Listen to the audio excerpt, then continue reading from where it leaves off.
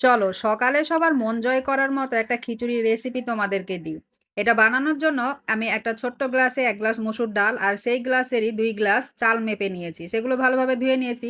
তারপর যে পাতিলে খিচুড়িটা রান্না করব সেখানে তেল দিয়ে শুকনা মরিচ, তেজপাতা, গরম মসলা, ফোড়ন দিয়ে সেগুলো একটু লাল করে ভেজে তারপর সেখানে পেঁয়াজ কুচি, টমেটো কুচি, কাঁচামরিচ কুচি দিয়ে সেটাও একটু লাল করে ভেজে নিয়েছি। তারপর আদা আর রসুন বাটা দিয়ে সেটাকে একটু ভালোভাবে কষিয়ে নিব।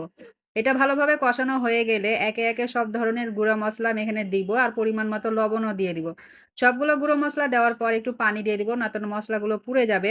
মসলাগুলো সব দেওয়ার পর খুব ভালোভাবে মসলাটাকে কষাবো। মসলাটা যত ভালোভাবে কষানো হবে খিচুড়িটা কিন্তু তত ভালো হবে।